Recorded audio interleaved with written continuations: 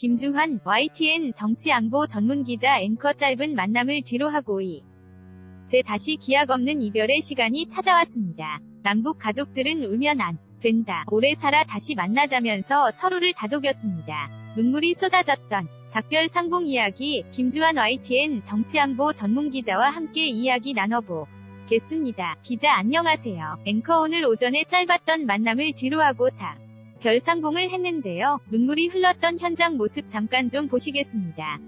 상가족 상봉 매번 여러 차례 하고 있습니다마는 할 때마다 굉장히 같은 장면인 것 같으면서도 아주 애틋한 장면을 계속해서 보게 됩니다. 기자 사실 한마디로 정의하면 짧은 만남, 긴 이별이죠. 긴 이별인데 계산을 해봐요.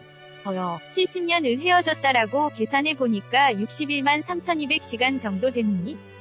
그런데 그 정도 많은 시간을 헤어져 있다가 고작 13시간을 만났죠. 그리고 다시 기약 없는 이별을 했는데 저는 이 작별 상봉이라는 단어가 굉장히 좀 잔인한 단어 같아요. 왜냐하면 작별을 위해서 상봉한다. 어폐도 있죠. 국문법을 넣어서 감성적으로 말하는데 이렇게 다시 헤어져야 하는. 그래서 오늘 작별 상봉장에 200여 명이 모였었는데 거의 큰 소리가 없고 웃음도 없었다라고 합니다. 곳곳에서 울음소리만, 흐느끼는 소리만 들렸고 지금 화면에 일부 보였습니다마는 굉장히 안타까운 모습들이죠. 앵커 당초 오늘 작별 상봉 시간이 2시간이었는데 오전 10시로 1시간 앞당겨서 3시간 정도 만났어요. 그렇지만 얼마나 짧은 시간이었을까요? 기자 아까 김병호 할아버지가 북한의 여동생한테 고작 3시간이다라는 표현을 자꾸 되지 않습니까? 그런데 어제도 사실 개별 중식을 1시간 더 늘려서 당초 6번 만나면 11시간이 소요된다고 했는데 총 6번 만남에 13시간의 만남이 이뤄졌죠. 앵커 영상을 잠깐 보면서 석별의 정을 나눈 가족들의 얘기 나눠보겠습니다. 김병호 할아버지, 여동생을 만났었는데요. 이금섬 할머니의 모습이 먼저 나오고 있네요. 피난길에 떠났다가 4살 아들과 헤어진 사연. 이 있죠. 기자 당초 상봉할 때 바로 알아봤죠. 상처라고 하면서 앵커 88살 김병호 할아버지 여동생을 만났어요. 북측의 여동생에게 대화를 나누는 모습인데요. 오빠 울지마, 울면 안 돼 이렇게 얘기를 했다고 하고 두 남매는 아무 말을 못한 채 아이고 하면서 탄식만 내뱉었다고 합니다. 이 두 남매 너무 닮아서 한눈에 서로를 알아볼 수 있었을 것 같아. 기자 그리고 굉장히 고우시죠. 젊어서 더 고우셨던 것 같은데 지금 화면에는 안 보이지만 이기순 할아버지가 북의 아들을 낳았는데 남측에서 소주 1명을 가져갔답니다. 아들하고 술 한잔을 해서 아들에게 다짜고짜 술 잘하냐 그래서 작별 상봉 때 앵커 이기순 할아버지죠. 이기순 아버지는 아들을 만났는데요. 기자 지금 소주만 말 없이 나눴다고 하죠. 앵커 남측에서 가져온 소주를 한 병 갖고 오늘 상봉장에 왔는데 물컵에 소주를 따라서 아들 75살 이강선 씨와 함께 말 없이 이별의 건배를 나눴습니다. 기자 잠깐 화면에 나갔는데 우리 소주 한 병이 보였죠. 북측에도 소주가 있습니다마는 앵커 내가 가짜 아버지 아니다. 너 아버지 있어? 이런 얘기도 했다고 해요. 앵커 몇 마디만 하면 단번에 내 아들임을 알 수 있다. 이런 말도 했었죠. 아들은 건강하고 오래 사시라요. 그래야 또 만나지. 이런 언급을 했다고 하는군요. 대개 작별 인사가 건강하시고 오래 사시라는 그런 말들을 대부분 했던 것 같아요. 기자 오래 사시라고. 그러고 지금 언제 만날지 모르겠습니다마는 주소, 전화번호, 남북한 주소, 그리고 북측의 조카들한테 사촌간 이름 다 적어라. 이렇게 해서 연락을 하고 남측 관계자 한 분은 자기 아버지를 모시고 갔던 분은 디지털 카메라로 다 사진을 찍어서 카메라째로 북측 사촌들한테 전달해 줬다고 그러죠.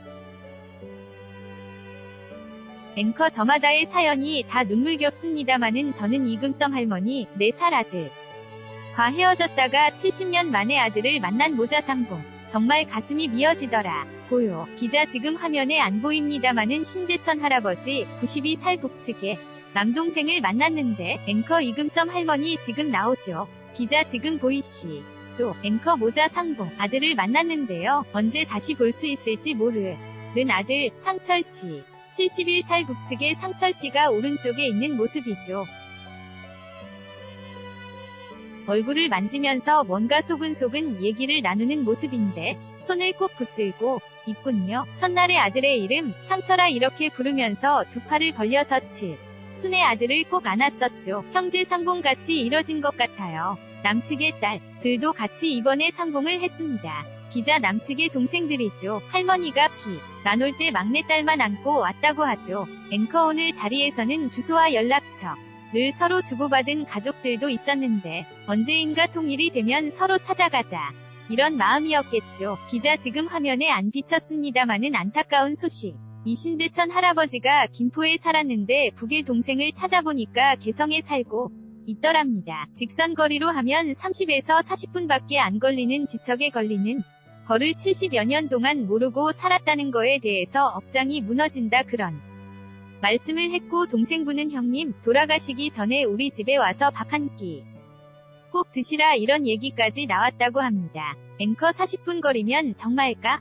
가까운 거리네요. 연락처를 주고받는 모습이고요. 남북관계가 점차 좋아지면서 다시 또 만날 수도 있을 것 같은 그런 기대를 안고 헤어졌을 것 같아요.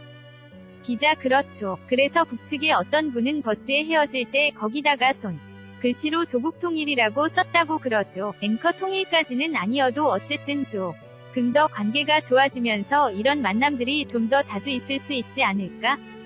생각을 해봅니다. 기자 지금은 북측의 언니, 동생 이렇게 만나는 모습이죠. 앵커 어떤 말들을 가장 많이 주고받았을까요? 오래오래 살아서 우리 꼭 다시 만나자 이런 말이 아니었을까 싶어요. 기자 건강해라 이 단어를 가장 많이 사용했다고 그래요. 빈도의 차이는 있겠지만 앵커 건강하고 오래오래 사시라 그래야 또 다시 만나지 않겠느냐 그런 말씀들을 많이 했고요. 구체적으로는 찹쌀떡이 몸에 좋으니까 찹쌀떡을 많이 먹었으면 좋겠다 이런 얘기를 하기도 했다고 하는군요. 기자 찹쌀떡 기준이 어릴 때 기준이죠. 어릴 때 기준이니까 그게 얼마나 애틋합니까? 그래서 남과 북이 같이 부를 수 있는 노래 찔레꽃, 고향의 봄 이런 노래들을 손잡고 많이 불렀다고 그러죠. 앵커 1차 상봉은 오늘로 마무리가 됐고요.